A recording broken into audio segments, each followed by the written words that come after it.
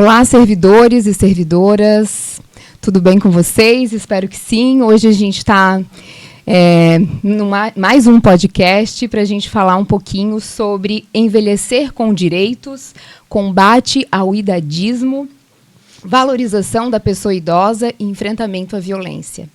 E aí a gente trouxe pessoas bem importantes do nosso município para a gente conversar um pouquinho e falar sobre esse tema tão diferente, né, tão peculiar, e porque hoje também é o dia 15 de junho, né, um dia de mobilização para que a gente consiga combater e enfrentar a questão da violência contra a pessoa idosa. Então, eu vou deixar aqui as nossas convidadas se apresentarem. Pode ser? Pode começar. Bom, olá a todos. Eu sou Elaine, sou médica geriatra e também, no momento, estou como vice-presidente da Sociedade Brasileira de Geriatria e Gerontologia Seccional de Santa Catarina. Que bom. Então, estou aqui representando, né, além da especialidade de geriatria, também a sociedade. Que bom. Olá, boa tarde. Olá, né? Doutora Michele, Emiliana, doutora Elaine, eu sou Maria Helena Zimmermann, a Kika, fui secretária de Estado da Assistência Social, Mulher e Família, estou como secretária do município de Rio do Sul da Assistência e Desenvolvimento Social, sou membro do Conselho Estadual de Educação. Estamos aqui para falar da política pública que engloba, né, o município de Rio do Sul e engloba a Secretaria da Assistência, que é a política da pessoa acima de 60 anos. Que bom, seja bem-vinda, Kika. Olá a todas e todos, né? Eu quero primeiramente agradecer o convite, dizer que é uma honra estar aqui discutindo um assunto que é tão importante e necessário, né, nos dias atuais. Eu sou Michele, psicóloga, tenho 15 anos de experiência prática na saúde pública, também com assistência social. Sou professora do ensino superior, né? Tenho formação aí em saúde mental e atenção psicossocial. Mestrado em saúde coletiva e também doutorado em psicologia clínica, então eu já venho aí há alguns anos trabalhando com essa demanda também. Que bom, obrigada por aceitarem o convite, né? E aí, então, por que falar da pessoa idosa, né, em 2026, né? E aí eu vou começar com a Kika, então, com a nossa secretária. A população brasileira, ela está envelhecendo. Como o município percebe essa mudança? E quais são os principais desafios que as políticas públicas voltadas às pessoas idosas vêm enfrentando? Então, né, é importante a gente abordar esse tema pelo fato de que a população está vivendo mais, né? Hoje, né, a gente já vem num cotidiano da busca da política pública para a pessoa acima de 60 anos. Mas, como gestor municipal, a gente tem que ter sempre a visão de que a gente tem que construir uma cidade para as pessoas acima de 60 anos, não somente um espaço para a pessoa acima de 60 anos. Eu acho que uma das maiores dificuldades que nós temos como gestores é fazer com que as pessoas acreditem na política pública e acreditem que funciona o ciclo. Por que a gente tem que falar nesse sentido? Para que elas se sintam seguras na busca do seu sistema de garantia de direito, na busca daquela ameaça que o idoso está sofrendo e que ele não pense que se ele for buscar ajuda ele vai ficar sozinho ou ele vai ficar abandonado ou o poder público não vai dar o acolhimento necessário. Hoje nós temos no Brasil, né, em Santa Catarina e Rio do Sul também, 15% da população acima de 60 anos, 13% acima de 65 anos. E todos têm o direito de ir e vir como quiser e a hora que quiser. Nós temos como gestores dar a segurança para a população. Então, a visão do poder público é realmente essa, de dar uma segurança para a pessoa, para ela ter a condição de vida necessária. Estamos construindo, sim, políticas públicas de desenvolvimento. A doutora Elaine também trabalha junto dentro da política da pessoa acima de 60, lá na cidade do idoso, onde ela sempre cobra muito a questão da alimentação, da qualidade de vida, das atividades, das necessidades, que é tido lá que tem mais de 400 idosos que frequentam. Mas nós estamos construindo, sim, cada espaço para que o idoso possa fazer as suas atividades, mas numa cidade num todo. Então, a nossa hoje maior preocupação é com que a pessoa acredite no sistema. Nós temos que fazer com que eles se sintam seguros e que busquem, caso necessitem, apoio dentro do poder público. Que bom, né? Que seja assim, né? Que a gente consiga fazer com que a população acredite mesmo nos serviços públicos, né? E possa, de fato, ser atendido, né? E seus direitos, né? Possa, de fato, ser atendido nos seus direitos, né? Mas vamos falar um pouquinho sobre idadismo, né? O que seria esse idadismo? Pode falar um pouquinho sobre isso, doutora Elaine? Sim. Então, idadismo, etarismo, né, são palavras hoje que a gente tem começado a ouvir bastante. Foi até tema, se eu não me engano, de redação de Enem, né? Achei recente. Foi. E, na verdade, o idadismo é o preconceito, a discriminação, né, contra, no caso que a gente falando da pessoa idosa, né, por conta da idade. Então, você dizer ou que aquela pessoa ela não é capaz, ou, né, você discriminar de alguma forma, levando em consideração apenas a questão da idade. Tá muito velho para isso, né? Acho que já não tem mais, não se atualiza porque já está idoso, né? Ou assim, várias outras formas que a gente acaba vendo, né? Mas sempre tratando assim como se por ser idoso ele não é mais capaz de algo. E é isso que a gente precisa discutir, né? E tentar combater. E quais formas assim são naturalizadas com esse idadismo que tu pensa sobre isso, assim, esse preconceito na sociedade, assim, que formas são mais naturalizadas? Né, quando, de repente, alguma coisa do trabalho ou de alguma opinião, né? Eu fico pensando, às vezes, o idoso dando uma opinião com os jovens, né? Com as crianças. E aí, ser descartado, ser desconsiderado, né? A gente vê isso, assim, um pouco no mercado de trabalho, de repente, não abrindo oportunidades ou às vezes, até descartando algumas pessoas. Já está muito velho para essa atividade. A gente vê coisas do dia a dia, assim, falas nossas, né? Nossa, mas está bem até para a sua idade, né? Falando às vezes até de questão física, Sim. né? Mas assim, o que é estar bem para a idade? Ou falando de beleza às vezes, né? A gente muito essa questão hoje, né? Das belo, rugas, né? Do belo, exatamente. Né? Mas até onde a gente consegue entender a beleza do processo de envelhecer também. Né? Então, assim, a gente esbarra em várias situações. A própria infantilização é uma forma também. Então, de achar que o idoso virou criança de novo, né? Tratar ele como uma criança, às vezes, na forma de falar, usando muito diminutivo, né? Então, eu sempre falo isso para os alunos, né? Também de medicina, que eu dou aula também. O idoso, ele não é uma criança, ele não virou criança. Né? Ele é uma pessoa que tem toda uma história, que teve, né, uma biografia, que passou por várias etapas e que ele precisa ser respeitado dentro disso, né? Como se a gente estivesse apagando tudo que ele viveu. E se a gente, às vezes, até talvez não por mal algumas pessoas, né? Falam, o vozinho, que bonitinho, né? A gente acaba usando o diminutivo achando que isso é carinhoso, mas o idoso, ele não gosta disso, porque é como se você não estivesse respeitando ele, né? Dentro de todo o seu histórico. É isso aí. Michele, e que tu dirias assim sobre os impactos emocionais, né? Sobre essa questão do preconceito às pessoas idosas?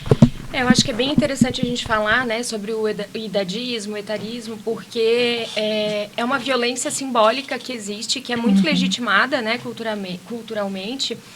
E a gente precisa olhar, né, para isso como um mecanismo até de exclusão da população idosa, né? Então, eu acho que enquanto profissionais a gente precisa estar muito atento, fazer uma autocrítica do nosso próprio discurso, de expressões como essa que a doutora Elaine acabou de mencionar, né?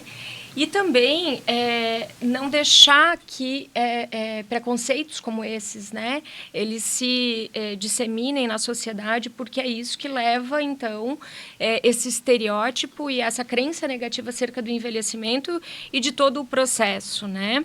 Então, a gente precisa pensar nisso como um problema social, ético, e também, né, o quanto isso vem aí como um fator de risco, né, psicológico, de sofrimento emocional, psicológico. Então, a gente pode pensar que o idoso ele pode, inclusive, passar por um processo de luto, né, simbólico, pela perda de um papel social que é valorizado socialmente, né, como se ele não tivesse mais valor ou ele não pudesse mais ser produtivo e tudo mais, né? Então, a gente pode encontrar aí sentimentos de inadequação, desesperança com relação ao futuro, perda do propósito existencial, né? A gente vê muitos idosos, né, quando perdem, então, se sentem, né, sem autonomia e a perda de alguns papéis sociais, como o trabalho, por exemplo, quando se aposenta, um aumento aí de sintomas depressivos, ansiosos. A doutora Elaine também deve conhecer isso muito bem no consultório, né? Então, é uma faixa etária que está muito vulnerável, né, a desenvolver transtornos mentais, principalmente depressão, ansiedade, esses que a gente conhece mais comumente. Assim, certo. Né? Bom, a gente também recebeu aqui a dona Emília, né, que ela é a presidente do Conselho Municipal dos Direitos da Pessoa Idosa. E ela também participa do Fórum dos Usuários, né, o Fórum Municipal dos Usuários do Sistema Único de Assistência Social, do SUAS. E dona Emília, quer se apresentar um pouquinho? E aí eu já vou fazer a pergunta, a senhora se apresenta e já pensa na pergunta aí, já responde a nossa pergunta, que é: qual seria o papel do Conselho Municipal dos Direitos da Pessoa Idosa na defesa, na promoção desses direitos dessa população que hoje só vem aumentando? Oi para todo mundo, meu nome é Emília Marcelino Zancanário, eleita presidente do Conselho do Idoso. O que eu vou te dizer para ti? Isso ali já é uma coisa assim que a pessoa, né, ela já está ficando mais sem habilidade, sem nada, e ainda tem a sociedade que discrimina a pessoa idosa, né? Então, assim, o que eu vejo é que está crescendo cada vez mais o idoso, né? E tirando-se o espaço do idoso, né? E a gente, como conselho, como fórum do usuário, a gente está na luta pelos direitos dos idosos, né? O que a nossa meta está sempre fiscalizando e sempre agindo em favor do idoso, né? Para que ele não perca mais o que ele já tanto perdeu, né? Porque hoje que se vê muita coisa no idoso, assim, muito abandono, muita violência, e a gente, como conselheira, como usuário do fórum, como CREAS, como os nossos CRAS ali, a gente está lutando para que o idoso não sofra mais nessa parte, né? Que ele seja realmente uma pessoa na sociedade, né? E o que a gente sente, assim, como idosa, né? Que eu já sou idosa, né? Não me considero idosa, mas sou. Chegando aí nos 70, né? Mas o que a gente pensa, assim, é que às vezes a gente não tem valor mais, né? Porque não anda mais tão rápido, não se veste tão ligeiro, né? E tudo isso é discriminativo para o idoso, né? Certo. E aí, vamos falar um pouquinho sobre envelhecer com qualidade, né? Uhum. Direitos, oportunidades e potencialidades. Né? Hoje a gente sabe que envelhecer não significa necessariamente estar doente, né? O que caracteriza, então, um envelhecimento saudável, doutora? Então, envelhecimento saudável é quando a pessoa envelhece, ela consegue manter, né, a sua autonomia, que é a sua capacidade de tomar decisões, e a sua independência, que é a capacidade de conseguir realizar as suas tarefas. Então, isso que a gente busca, né, muito mais do que a ausência de doenças, né? Porque a gente sabe que hoje o conceito de saúde ele é muito mais amplo. Então, a gente diz que o envelhecimento é bem sucedido quando a pessoa envelhece, ela consegue continuar ativa, né? Comandando a sua vida, podendo fazer as suas atividades de forma independente. Isso é o envelhecimento que a gente busca que todos tenham, né? Infelizmente, essa não é, né, a realidade de todos os idosos. A gente vive um momento, então, de envelhecimento populacional, como já foi comentado aqui, e as pessoas estão vivendo muito mais também, né? Então, a expectativa de vida aumentando. E aí, junto desse aumento da expectativa de vida, a gente acaba tendo também o aumento das doenças crônico-degenerativas. Uhum. Então, as doenças que vão, né, acompanhar o paciente, que podem agravar a sua saúde. E aí, a gente começa a juntar isso, né, num contexto de aumento de necessidade de cuidados, com uma mudança também da população, famílias tendo menos filhos, né? Muitos idosos morando sozinhos, muitos idosos sem rede de apoio, e aí a gente, né, começa a criar um ambiente, né, que a gente sabe que existe uma necessidade grande de cuidado, né? Então, o pensar no envelhecimento saudável desde cedo é uma das coisas que eu acho que a gente precisa buscar, educar desde a infância, né? Que os nossos hábitos lá, desde hoje, vão contar lá na frente. Então, o envelhecimento saudável ele é uma construção que começa desde a infância. Se a gente pensar que a gente, desde o primeiro dia que a gente nasceu, a gente começou o processo de envelhecimento. Exatamente. Né? Se a gente incutir isso na mente de todos, né? De todos, isso passa por informação mesmo, Exato. né? Nas escolas já, nos adolescentes, toda vez que eu tenho alguma oportunidade de falar com criança, com adolescente, enfim, eu acho que é os idosos do futuro que a gente está construindo agora, né? E quando as pessoas conseguem ter esse entendimento de que os nossos hábitos, né, saudáveis, alimentação, atividade física, socialização, né, controle das doenças, a medicina evoluiu muito nessa questão do controle de doenças, mas a gente precisa fazer a nossa parte também. Tá certo, é isso aí. E aí, pensando assim, né, na importância desse conviver, né, e dessa autonomia, né, a questão da saúde mental da pessoa idosa, o que a gente podia falar sobre isso? Acho que a doutora Elaine já trouxe coisas bem importantes, né, que são ligadas à questão da prevenção. Então, acho que a gente, desde muito cedo, né, desde a infância, a gente precisa conviver com hábitos mais saudáveis, né? Perdão. A gente precisa também, acho que pensar a saúde como um todo, perpassa a questão da saúde psicológica, emocional, né? E aí, antes eu mencionei, né, a questão da perda de papéis, da autonomia. Eu acho que nós, enquanto profissionais de saúde, enquanto comunidade, a gente precisa fortalecer os vínculos, precisa entender que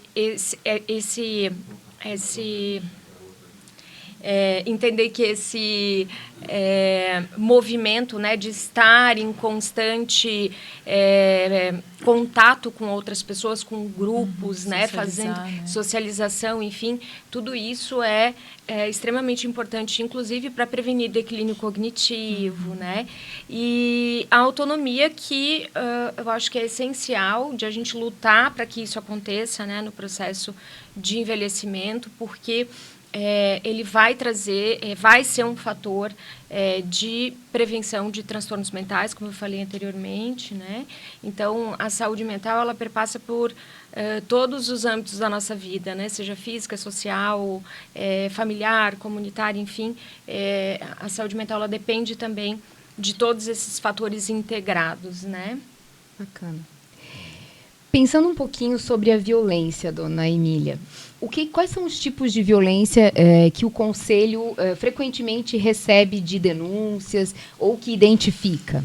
Olha, assim, a gente recebe muita denúncia, né, Emiliana? Mas a denúncia mais assim, frequente que a gente recebe é sobre o próprio familiar, né?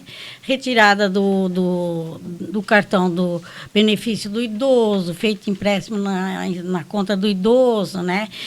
Idosos que ficam sozinhos, idosos que não têm condições, não tem nenhum banheiro, nada para se utilizar, tá? Dentro de casa, assim. E a gente recebe esse tipo de denúncias, né? Uhum. Sim, é bem comum receber isso aí, né? O maior, assim, que a gente vê e tudo sobre a aposentadoria do idoso, né? O próprio benefício do idoso, né? Isso, assim, é bastante que a gente vê. Porque o meu filho disse que ia tirar o meu dinheiro, já ia trazer o cartão e o dinheiro, e agora se apossou do cartão e fez empréstimo, acaba abandonando o próprio idoso e às vezes sem o benefício dele para ele sobreviver, né? Uhum. É muito comum esse tipo de denúncias que a gente recebe como conselho do idoso, né? De quem seria a responsabilidade, né, por combater a questão da violência? Quem vocês pensam sobre isso? Olha, eu acho que a responsabilidade é de todos nós. Uhum. Né? Acho que, assim, iniciativas como essa aqui, de estar aqui discutindo hoje, já ajuda a divulgar o que é a violência. Assim. Eu acho que uma das coisas é que muitas vezes as pessoas naturalizam algumas coisas e não entendem isso como sendo violência, né? Como o exemplo que ela deu, isso é uma violência patrimonial, né? Uhum. Violência contra né, a questão ali financeira do idoso. Mas acho que a gente, primeiro, como sociedade, entender, conhecer as violências, que não é só violência física, que é a que mais todo mundo talvez entenda, né? Como violência, mas o isolamento, a humilhação, né, o deixar a negligência, né, você deixar de cuidar do idoso. Então, tem vários tipos de violência. E acho que a gente, como sociedade, divulgar isso para conhecimento é um primeiro passo. Entender que é o papel de todo mundo, de todos nós, estarmos de olho nesse idoso. A gente tem canais, né, de denúncia, a gente tem aí o Disque 100, né, a gente tem os serviços de assistência social do município, a gente tem, enfim, hoje já com o Estatuto do Idoso e com todas as leis e com tudo que a gente tem de proteção, a gente só precisa que as pessoas saibam, porque muitas vezes as coisas ficam muito escondidas dentro das famílias, né? Isso. Então os dados aí já mostram que é dentro da família, dentro da casa, normalmente que isso acaba acontecendo, cuidadores familiares, né? Então, muitas vezes não existe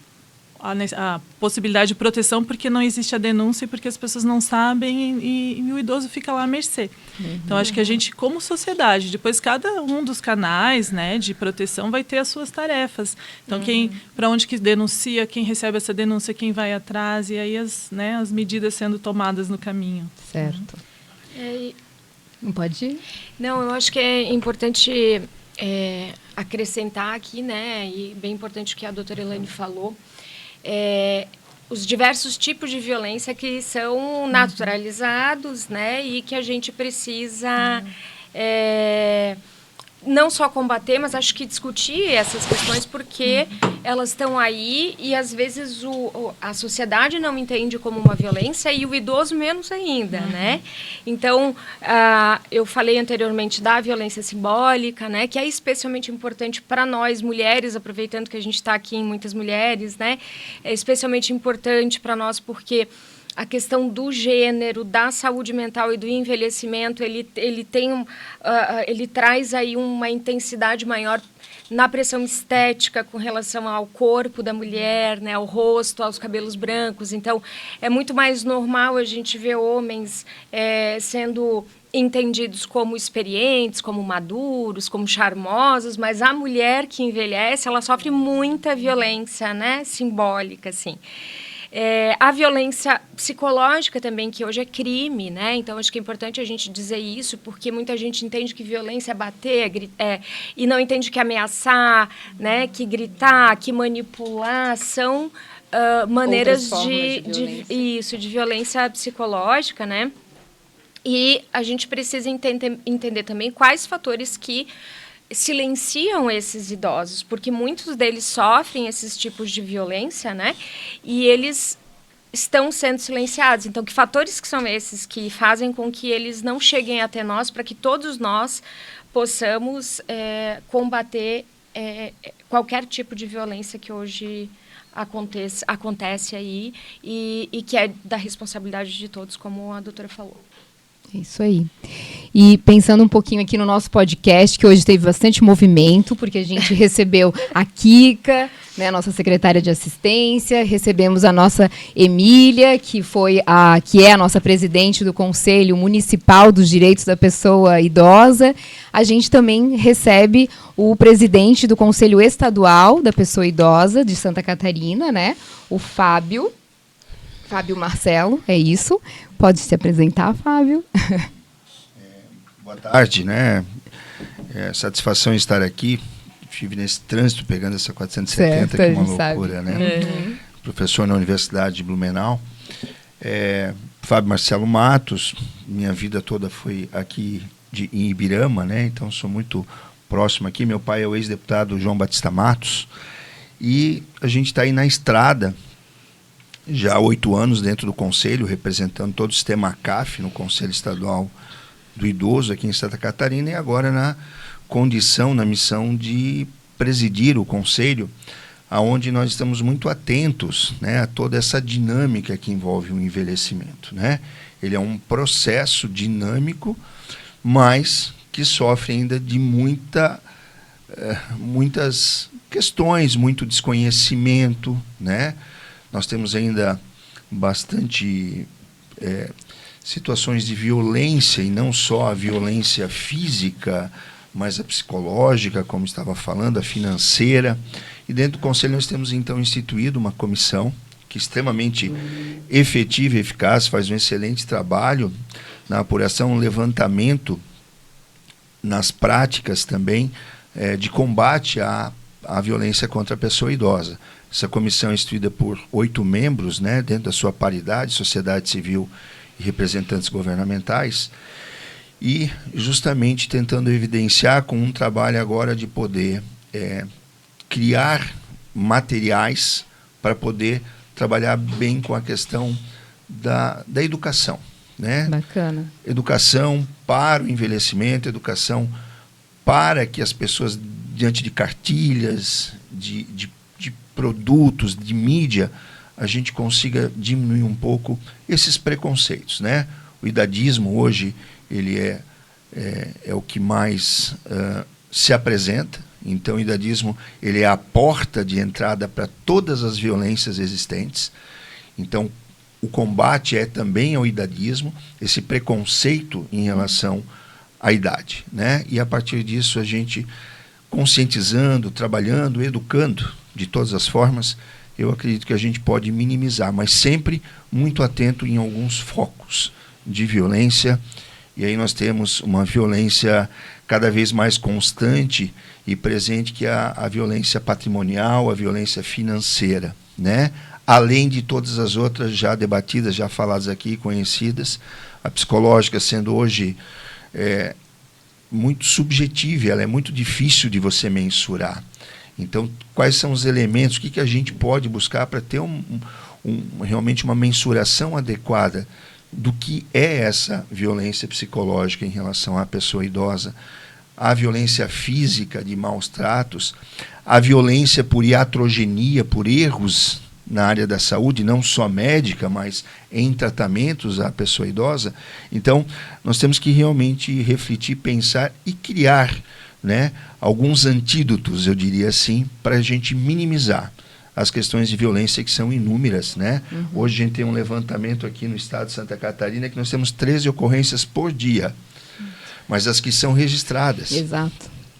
E somente 24% são registrados. Onde é que estão os outros 76% que não são registrados? Sendo que um dos maiores fatores de violência doméstica são questões parenterais, ou seja, de filhos, de parentes e dentro de casa. Então nós temos um grande desafio, mas não pela primeira vez, mas eu diria que pela primeira vez a gente vê essa discussão com mais intensidade.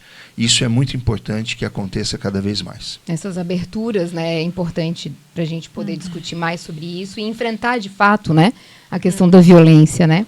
E focando aí esse protocolo PISC, né, que de repente tem alguma está interligado a essa prevenção toda, né, a esse material que vocês estão construindo enquanto conselho? Isso. Estou com uma colinha aqui porque a gente traz alguns elementos. O protocolo PISC, ele já vem sendo discutido há algum tempo e ele é muito interessante porque ele cria uma espécie de rede, certo? Para que essas informações elas cheguem a todos os setores necessários, não somente ao conselho, porque o conselho não tem poder de polícia. O conselho ele pode receber a denúncia e buscar verificar, buscar fazer as articulações, mas os conselhos chegam até aí. O nosso papel é de educar, nosso papel é de estimular a discussão de neoformação de políticas e ações voltadas ao combate contra a violência. Porém, o Conselho ele faz parte dessa rede justamente para isso. Mas nós temos o Ministério Público, nós temos os órgãos de proteção ao cidadão, né, as delegacias da pessoa idosa, enfim, que criam, então, essa rede intersetorial de atenção à pessoa idosa em situação de violência. E é muito interessante o que o PISC se propõe, porque o objetivo central do PISC ele evita a revitimização, ele busca dar celeridade e agilizar os processos que acontecem, aparecem lá e fazer uma integração, conectar todas as áreas, a área da saúde, a área jurídica, né, a área de segurança, da assistência social, a partir desse trabalho muito importante junto aos CRAS e aos CRES, né, e essa rede então busca funcionar. Está ganhando cada vez mais corpo, tanto é que é um modelo para o Brasil. O modelo PISC, criado em Santa Catarina, é um modelo para o Brasil. Ele foi criado dentro do Ministério Público. Dentro da Defensoria Pública do Ministério Público, né? Isso está ganhando cada vez mais adensamento e a gente torce, e nós somos um meio propagador dentro do Conselho Estadual. A gente tem como meta, dentro da comissão, de propagar o protocolo PISC para que seja cada vez mais bem utilizado. E ele acontece através de um formulário. O preenchimento dessas informações é que vão ordenar as ações, os encaminhamentos necessários, se é para a saúde, se é para assistência social, certo? Se é uma condição de investigação policial e também intervenção do Ministério Público. Então, essas informações desse formulário preenchidas por essa rede, certo? A partir de determinada condição, conseguem construir elementos vitais e muito verdadeiros para que haja uma celeridade na busca da solução. Então, é um protocolo que nós devemos cada vez mais apostar, porque ele traz realmente uma condição muito interessante na resolução e na integração e interação dos poderes e dos órgãos. Dos serviços, eu fico aqui pensando, né? Porque enquanto serviços, cada um está lá no seu quadradinho, né? Estou pensando aqui, eu estou num CRAS, eu estou lá dentro de um posto de saúde, e aí essa integração dos profissionais, né? A gente se entender enquanto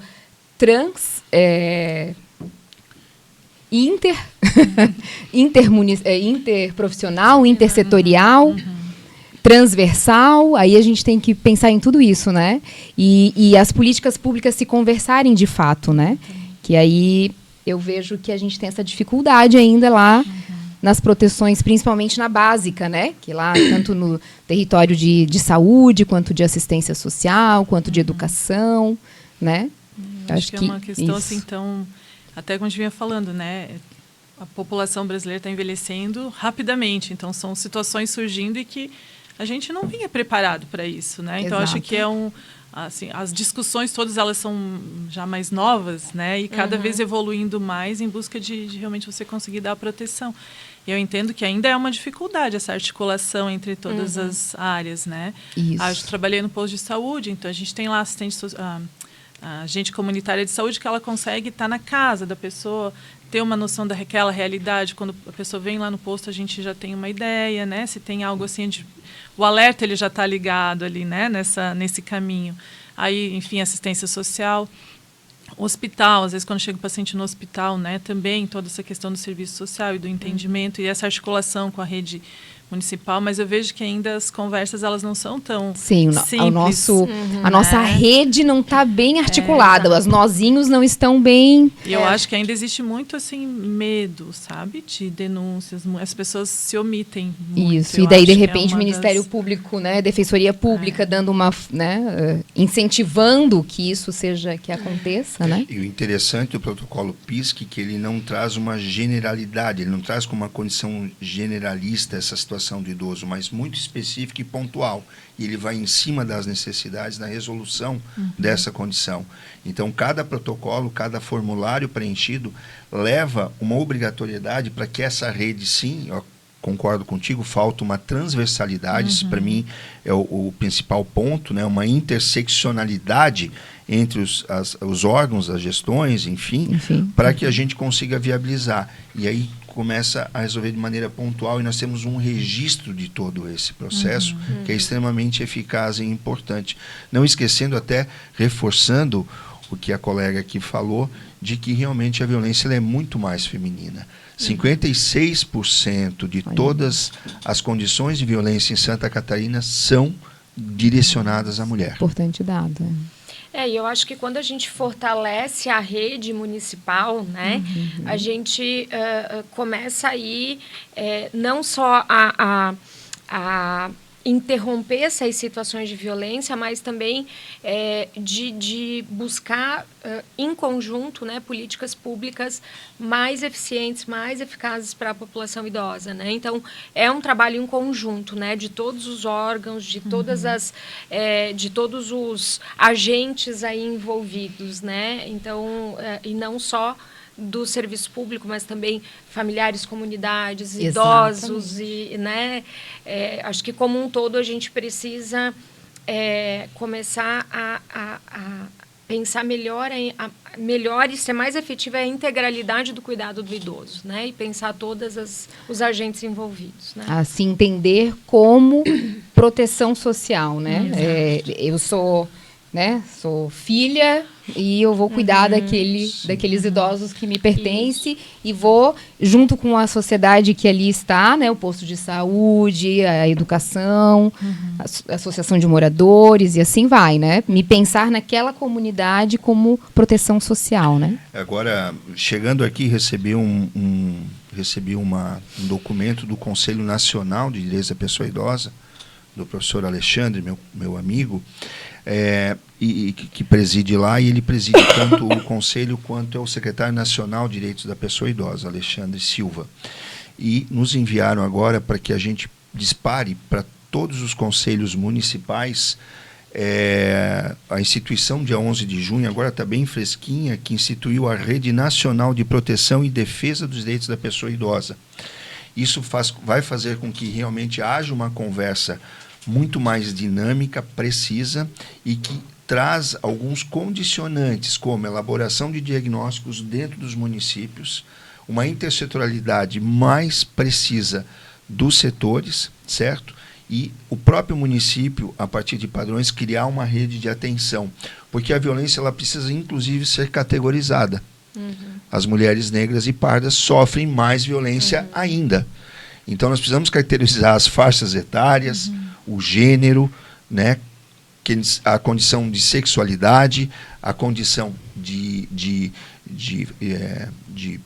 participação social, de raça e assim por diante. Então, nós temos para entender, precisamos entender para poder abordar, para poder combater a violência. E isso precisa ser feito. A gente só combate aquilo que a gente conhece, né? E aí o diagnóstico ele é importantíssimo para isso. Eu acabei em Blumenau coordenando toda uma pesquisa, foram 2 anos de pesquisa do perfil social da pessoa idosa de Blumenau, onde nós conseguimos depurar qual é o bairro onde mais se tem processo de violência por conta do chamamento da polícia militar. Certo? Nós temos ali estabelecido quais são os principais pontos de violência que acontecem no município e qual é o grupo, qual é a faixa etária que mais sofre, certo? Então, temos que fazer isso cada vez mais. Bom, para a gente ir finalizando, porque já estamos chegando aí ao fim do nosso podcast, gostaria que vocês pudessem deixar uma mensagem, né? Para que a gente vá finalizando e fechando esse assunto, né? Eu sei que a gente teria muita coisa para conversar ainda, né? Eu ainda falaria um pouquinho mais sobre os trabalhadores, porque eu penso que a gente tem que fazer com que, enquanto os trabalhadores se entendam nessa rede de proteção, né? Mas a gente precisa ir fechando e eu peço para vocês, então, pensando no Junho Violeta, né? Pensando que é o mês, hoje é o dia, né? Para a gente mobilizar e enfrentar a questão da violência contra a pessoa idosa. Que recado, que mensagem a gente poderia deixar aí para o nosso povo? Bom, acho que, primeiro, né, a gente buscar o respeito, né, à pessoa idosa, respeito à história que essa pessoa viveu e entender a responsabilidade de todos, né, na proteção dessa pessoa, né, e que ela, assim, a variação, né, de necessidade de cuidados, mas que a gente possa promover esse cuidado, idealmente, né, para cada um que tiver necessidade. E pensar que a gente está envelhecendo, né, que todos vão chegar lá um dia e que como que a gente quer ser tratado. Eu acho que sempre essa é uma reflexão, né? Como que eu gostaria de ser tratado? Eu acho que isso é uma coisa que vale a pena sempre pensar. E acho que a divulgação, o entendimento sobre essa questão da violência aí, né, dentro do Junho Violeta, acho que é muito importante para as pessoas entenderem e começarem a abrir os olhos e começarem a reconhecer, né, as violências e entender o nosso papel, né, como cidadão, né, falo aí no geral, então, para todos, na proteção. E cada um, né, ajudando, cada um fazendo um pouquinho, a gente vai melhorar muito, né, o cuidado da pessoa idosa. Michele. Bom, eu acho que Concordo com tudo isso, né, que a doutora Elaine falou. Acho que isso perpassa a questão da psicoeducação, né, de a gente chamar os agentes envolvidos, fazer com que as pessoas conheçam, façam um reconhecimento das micro e macro violências, né? A gente está falando de questões que são muito sutis, como a gente disse lá no início. Acho que promover também uma cultura de respeito, de autonomia, né? E de valorização aí da pessoa idosa, do envelhecimento como um todo. E, principalmente, né, falo aqui enquanto cidadã, enquanto profissional, né, enquanto agente de rede também, de a gente desenvolver um olhar sensível, né, para que a gente consiga fazer o reconhecimento aí do sofrimento emocional, né, desse sofrimento físico, enfim, que a gente possa acolher e cuidar e encaminhar para que eles tenham acesso aos direitos, né, enquanto vítima, enquanto população idosa. Fábio. Eu acho que é tudo muito importante isso, mas para mim o primaz ninguém deve envelhecer sozinho. A premissa é de que quanto mais relações sociais positivas, e aí, claro, a gente inibe, na construção disso, a gente inibe questões e momentos de violência, é imperativo essas relações sociais. As redes estão constituídas, a proteção ela precisa ser dada, mas estimular que haja cada vez mais essa rede de interação social, porque isso é o que confere maior qualidade de vida a qualquer ser humano. E, por outro lado, eu diria, vamos investir em educar as nossas crianças, porque é a partir delas que nós vamos mudar o paradigma do envelhecimento. Isso é de extrema importância. Nós vamos diminuir as violências, os preconceitos, o idadismo. Temos um grande trabalho pela frente. Então, manter a relação social desse idoso, não deixar envelhecer sozinho, e nós investimos nas nossas crianças. Eu acho que pode ser um bom caminho esse. Bom, gente, agradeço a presença de todos, né? Denuncie, né? Não fique, os casos de violência devem ser denunciados, procure o CRAS mais próximo, né? O Disque 100. E obrigado pela companhia de todos, obrigado por quem nos acompanhou. Até o próximo podcast.